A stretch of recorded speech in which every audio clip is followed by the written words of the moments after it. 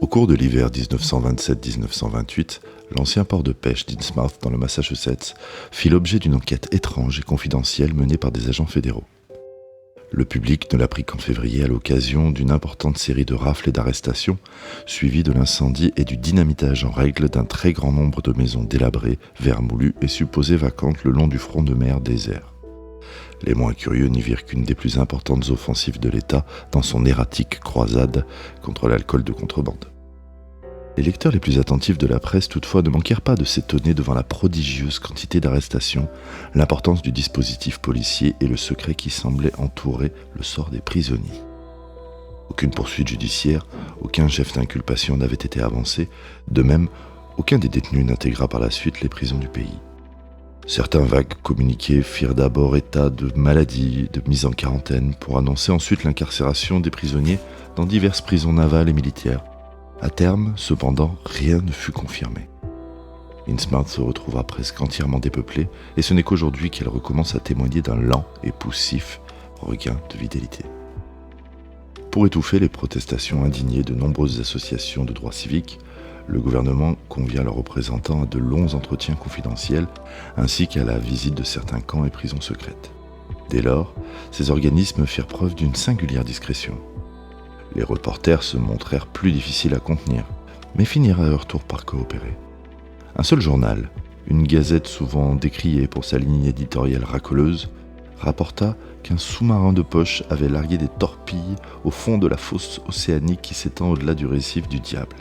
Cet article, découvert par hasard dans un repère de marins, semblait néanmoins quelque peu tiré par les cheveux, car ce récif noir et plat se trouve à 2 bons kilomètres du port d'Innsmouth.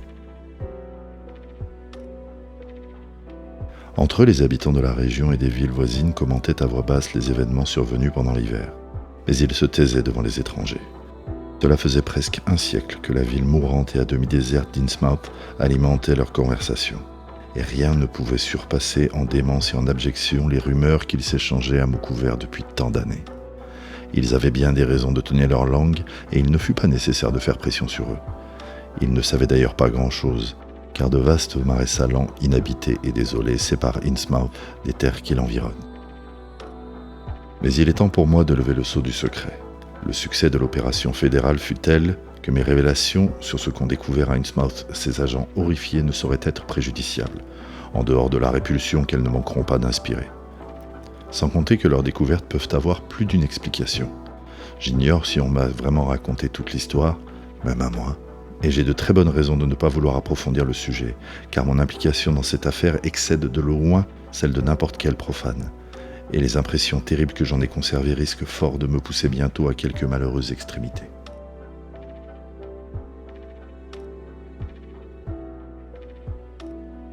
C'est moi qui, aux abois, m'échappais d'Innsmouth à l'aube du 16 juillet 1927. Moi qui donnais l'alerte à grands cris terrifiés et poussais les autorités à enquêter, avec pour conséquence cette retentissante opération policière déjà rapportée. J'étais disposé à garder le silence à l'époque, quand l'affaire était encore récente et incertaine. Mais maintenant que le grand public s'est détourné de cette vieille histoire et n'éprouve plus pour elle la moindre curiosité, je ressens l'étrange besoin de raconter tout bas l'épouvante de mon bref séjour dans ce port funeste et honni, peuplé d'ombres perverties et d'horreurs sacrilèges. Le simple fait de coucher mon récit par écrit m'aide à reprendre confiance en mes facultés mentales, à m'assurer que je ne fus pas la première victime d'une épidémie d'hallucinations cauchemardesques. Cela m'aide aussi à m'éclaircir les idées quant à cette terrible décision qui m'attend.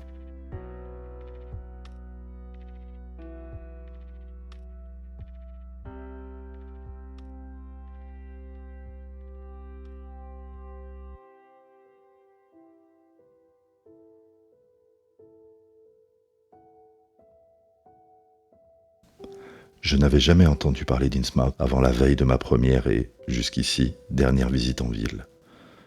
Pour fêter ma majorité, je m'étais offert un petit périple à visée touristique, historique et généalogique en Nouvelle-Angleterre, et depuis l'ancienne Newburyport, je comptais me rendre à Arkham, d'où était issue la famille de ma mère.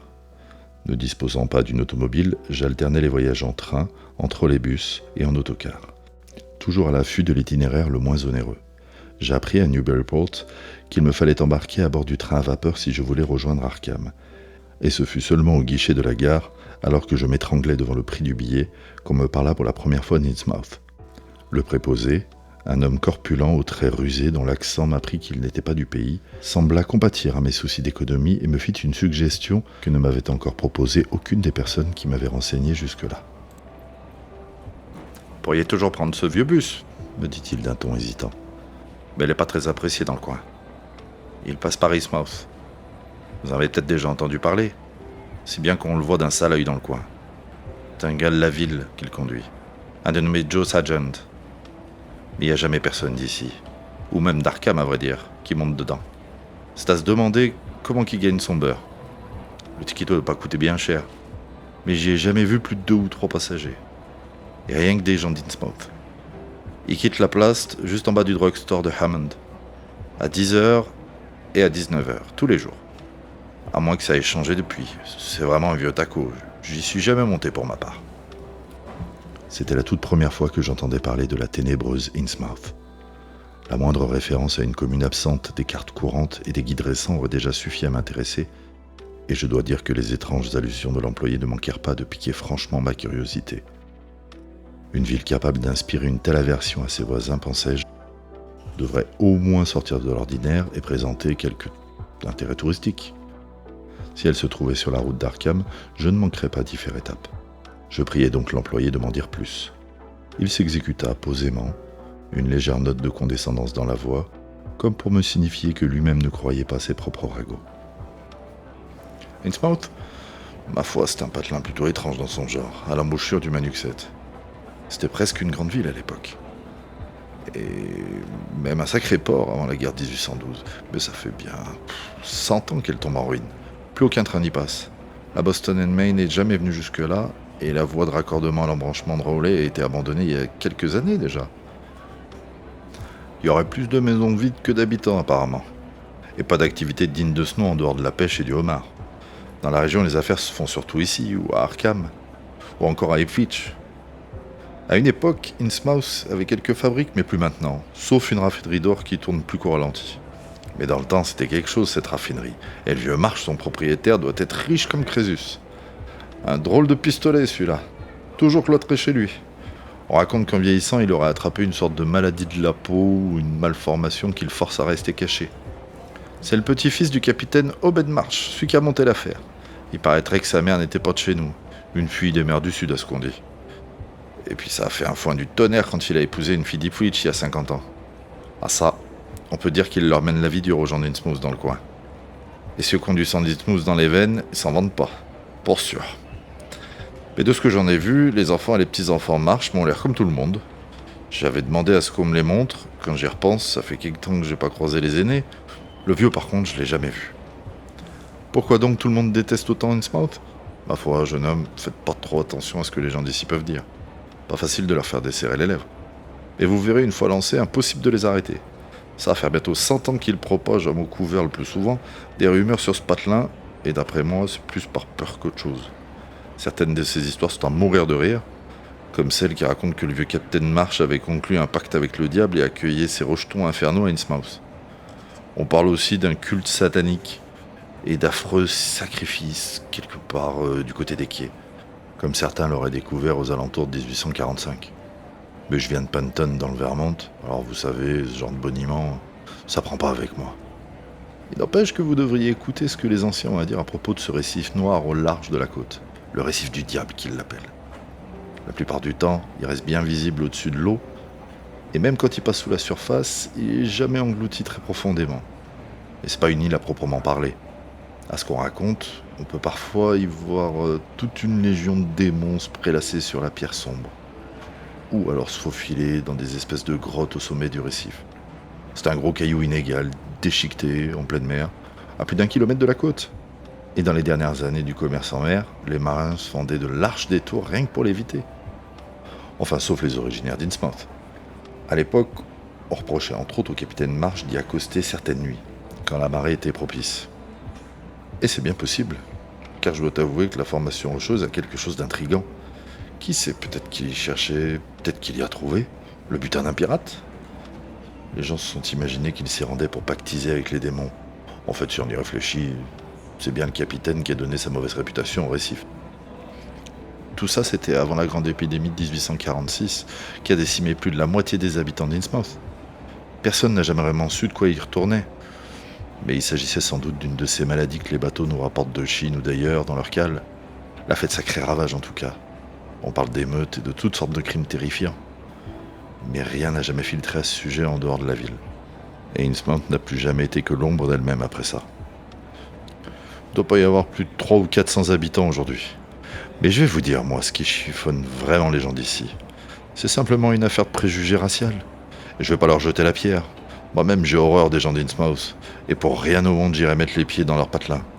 Je présume que vous savez bien, même si j'ai remarqué à votre accent que vous êtes un gars de l'Ouest, qu'une bonne partie de nos navires de Nouvelle-Angleterre traitaient avec certains ports étranges d'Afrique, d'Asie, d'Océanie et de partout ailleurs. Et qu'ils ont ramené avec eux des individus plutôt louches. Vous avez déjà entendu parler du type de Salem, qui est rentré au pays avec une femme chinoise. Ou bien des sauvages des Fidji, qui traînent encore maintenant dans les environs de Cap Cod. Doit y avoir un peu de ce sang-là dans les veines de ceux d'Innsmouth, voilà ce que j'en dis. Comme leur bourgade a toujours été salement coupée du reste de la région par les marais et les bras de mer, on connaît mal les tenants et les aboutissants de toute l'affaire. Mais il est évident que le capitaine Marsh a ramené avec lui d'étranges spécimens du temps où ces 3 bateaux étaient en activité, dans les années 1820 à 1830. Ce qui est sûr, c'est que les gens d'Innsmouth sont quelque chose de bizarre. Et je pourrais pas vraiment l'expliquer. Mais ça vous fiche la nausée rien qu'à les regarder. Vous comprendrez en voyant Joe Sargent, si vous prenez le bus. Il y en a certains qui ont le crâne curieusement étroit, avec un nez épaté, des gros yeux globuleux et brillants qui ne clignent presque jamais, et une drôle de peau, toute rêche et couverte de croûte, et toute plissée, froissée sur les côtés du cou. Et ils perdent leurs cheveux très jeunes aussi. Et plus ils vieillissent, plus ils sont laids. Maintenant que j'y pense, je crois pas en avoir vu de vraiment vieux. Sans doute qu'ils tomberaient de mort bien avant en se croisant dans la glace. Et puis les animaux les détestent. Ils avaient du mal à maîtriser leurs chevaux avant l'arrivée des autos. Personne d'ici, d'Arkham ou d'Ipswich ne va avoir affaire à eux. Et puis il faut dire qu'ils se montrent eux-mêmes plutôt distants quand ils débarquent en ville ou quand un pêcheur vient chaluter dans leurs eaux. C'est que ça grouille toujours de poissons dans la baie d'Innsmouth, même quand il y a pénurie partout ailleurs. Mais essayez d'en profiter un peu et vous verrez comment vous serez accueillis. À une époque, ces gens-là arrivaient par le train, en marchant jusqu'à Rowley quand la voie de raccordement a été abandonnée. Mais ils prennent le bus désormais. Oui, il y a un hôtel à Innsmouth. Ça s'appelle la pension Gilman. Mais il doit pas valoir grand-chose. Franchement, je vous déconseille d'y mettre les pieds. Feriez mieux de passer la nuit ici et de prendre le bus de 10h demain matin. Comme ça, vous pourrez repartir à celui de 20h pour Arkham. Un inspecteur du travail est descendu au Gilman il y a 2 ans, et il a laissé entendre plein de choses désagréables sur l'endroit. La clientèle serait du genre plutôt louche d'après ce type. L'hôtel était presque vide, et pourtant les voix qui résonnaient dans certaines chambres lui avaient donné la chair de poule. Il n'avait pas reconnu la langue, mais c'était plutôt la façon dont une d'elles parlait qui l'avait effrayé. Elle lui avait paru si anormale, comme un clapotis qui disait, qu'il n'avait pas osé se déshabiller ni se mettre au lit. Elle avait veillé jusqu'à l'aube et décampé au champ du coq. La discussion avait duré toute la nuit. Ce gars-là, Casey qui s'appelait, avait eu beaucoup à raconter sur la façon dont les gens d'Innsmouth l'observaient et semblaient se méfier de lui. La raffinerie Marsh aussi. C'était un drôle d'endroit, à l'en croire. Installé dans un vieux moulin près des dernières chutes du Manuxet avant l'estuaire, ce qu'il en a dit concordait avec ce qu'on m'avait déjà raconté. Les comptes étaient mal tenus, il n'y avait trouvé aucune trace de la moindre transaction officielle. Vous comprenez, on n'a jamais vraiment su d'où les Marsh se procuraient l'or qu'ils raffinaient. Ils n'ont jamais eu l'air d'en acheter beaucoup, mais ça les a pas empêchés d'expédier des lingots par cargaison entière dans le temps. À l'époque, il y avait des bruits qui couraient sur les curieux bijoux étrangers que les marins et les ouvriers de la raffinerie vendaient parfois sous le manteau. Ou qu'on avait pu voir à 1 ou 2 reprises au poignet ou autour du cou des femmes Marsh. Certains supposaient que le vieux capitaine Obed devait les avoir troqués dans un quelconque port païen, surtout qu'il commandait toujours des grandes quantités de ces perles de verre et autres babioles dont les marins servent pour commercer avec les sauvages. Mais d'autres pensaient, et pensent toujours, qu'il avait découvert une tanière de pirates sur le récif du diable. Mais voilà le plus bizarre, ça va faire 60 ans que le vieux capitaine est mort, et on n'a pas vu un seul bateau digne de ce nom voguer dans le coin depuis la guerre civile. Mais les marches continuent, encore aujourd'hui, à se fournir en verroterie, des fanfreluches en verre et ou en caoutchouc, à ce qu'on m'a dit.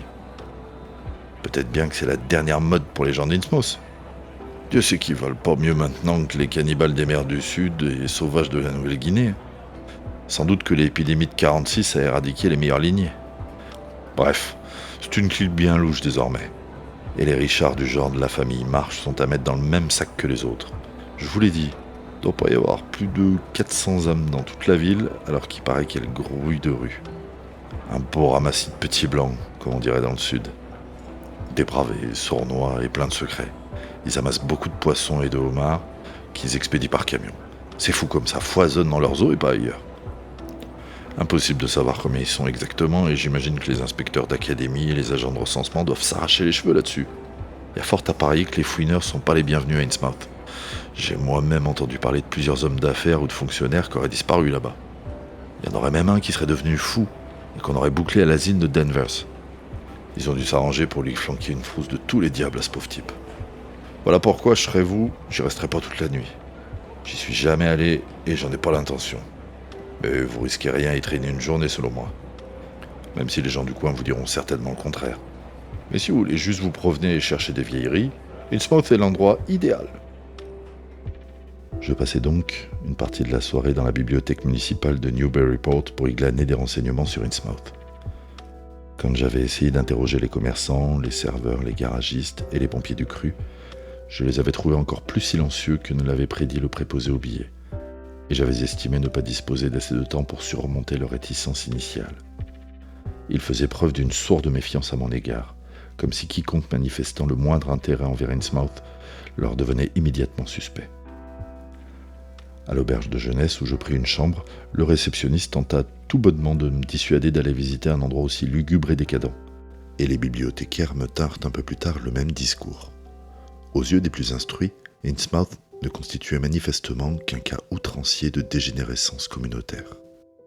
Les chroniques du comté d'Essex que j'allais consulter à la bibliothèque m'en apprirent bien peu, sinon que la ville, fondée en 1643, jouissait avant la Révolution d'une excellente réputation pour ses chantiers navals, puis était devenue le siège d'un commerce maritime florissant à l'orée du XIXe siècle et enfin, plus tard, un centre industriel de second plan alimenté par le courant du Manuxet. L'épidémie et les émeutes de 1846 y étaient à peine évoquées, comme si elles jetaient le discrédit sur le comté. Les allusions au déclin de la ville étaient rares, mais les archives plus récentes parlaient d'elles-mêmes. Après la guerre civile, toute l'activité industrielle d'Innsmouth s'était réduite à la compagnie de raffinage, et le commerce des lingots d'or devint bientôt l'unique source de revenus locale, en plus de l'immuable pêche en mer. Celle-ci rapportait toutefois de moins en moins avec la baisse des cours du marché et la concurrence croissante des grandes entreprises. Mais le poisson ne manquait jamais au large d'Innsmouth. Les étrangers s'y établissaient rarement, et certains indices discrets révélaient que les quelques Polonais ou Portugais à s'y être essayés avaient été conduits de façon plutôt brutale. Ce qui attira tout particulièrement mon attention fut une référence détournée aux bijoux étranges vaguement associés à Innsmouth. De toute évidence, ils avaient fait grande impression dans la région, car on pouvait en admirer certains échantillons au musée de l'université Miskatonic d'Arkham et dans la salle d'exposition de la Société historique de Newburyport. En dépit de leur prose banale et dépouillée, les descriptions parcellaires de ces objets m'inspirèrent une diffuse et tenace impression d'étrangeté. Il émanait d'eux quelque chose de trouble et d'insolite que je ne pouvais chasser de mes pensées, et je résolus, malgré l'heure relativement tardive, d'aller voir, si c'était encore possible, le spécimen local. Quelque chose qui s'apparentait apparemment à une large tiare dotée de proportions singulières.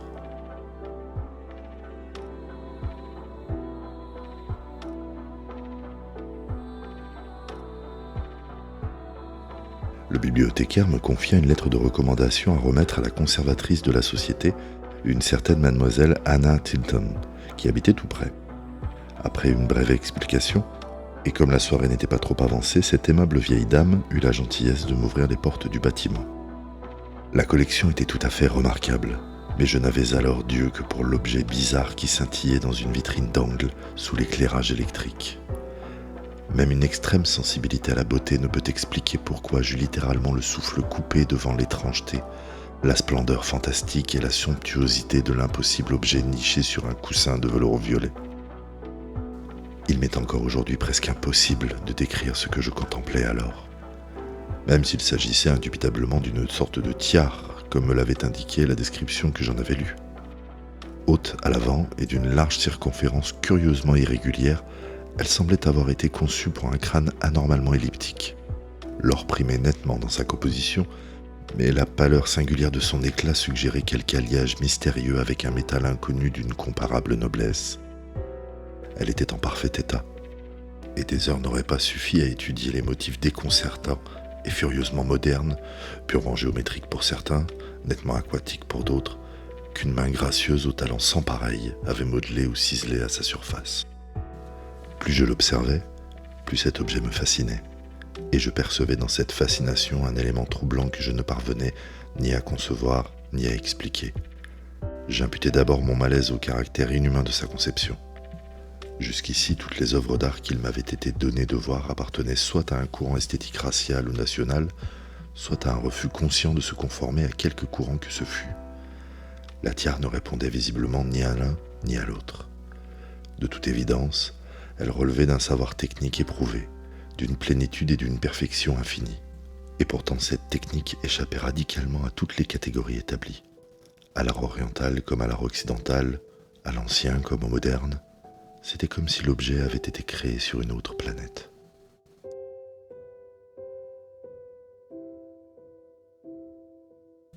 Néanmoins, je compris bientôt que mon malaise puisait au moins autant son origine dans les intentions picturales et mathématiques des étranges motifs qui ornaient la tiare. Chacun d'eux suggérait l'existence de lointains secrets et d'inconcevables abîmes dans l'espace et le temps, tandis que la nature uniformément aquatique des gravures prenait par endroits une tournure presque sinistre. On y voyait des monstres fabuleux, à mi-chemin entre le poisson et le batracien, dont les silhouettes grotesques à la malignité répugnante engendraient un inconfortable et obsédant sentiment de déjà-vu. Quel atavique et pénible souvenir des origines inscrits au plus profond de nos tissus et de nos cellules, ces fidèles témoins des premiers âges et des formes primordiales de l'espèce. J'avais par instant le sentiment que chaque contour de ces blasphématoires crapauds ichthyoïdes exsudait la suprême quintessence d'un mal inconnu et inhumain. La brève et triviale histoire de la tiare telle que me la conta mademoiselle Tilton semblait bien peu s'accorder avec son aspect fantastique. Un habitant d'Innsmouth, éméché, et qui fut tué peu après dans une rixe, l'avait mise au clou pour une somme ridicule dans un monde piété de State Street en 1873. La société en avait fait l'acquisition directement chez le prêteur sur gage et lui avait rendu la place qu'elle méritait. La notice descriptive lui attribuait une origine indo-chinoise ou indienne, mais cela restait clairement une supposition timide. Mademoiselle Tilton, après avoir envisagé toutes les hypothèses concernant sa provenance et sa présence en Nouvelle-Angleterre, estimait qu'elle avait dû faire partie du trésor de quelques pirates exotiques, qu'aurait ensuite découvert le capitaine Obedmarsh. Les perpétuelles offres de rachat des Marsh la confortaient dans son opinion. À peine la tiare avait-elle intégré la collection du musée qu'ils avaient proposé des sommes effarantes pour acheter l'objet, et renouvelé encore à ce jour leurs offres malgré les refus inflexibles de la société.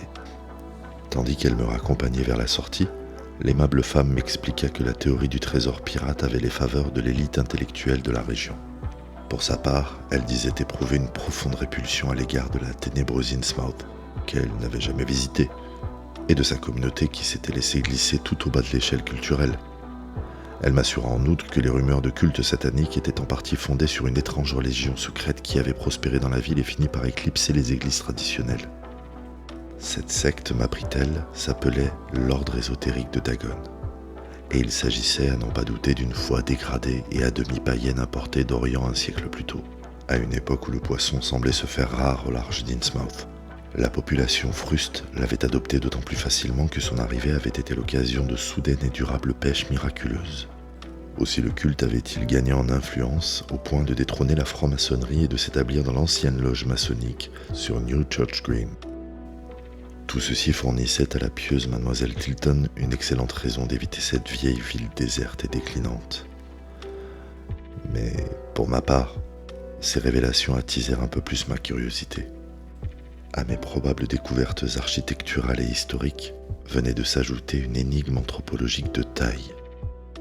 et je peinais à trouver le sommeil dans ma petite chambre de l'auberge de jeunesse à mesure que la nuit avançait.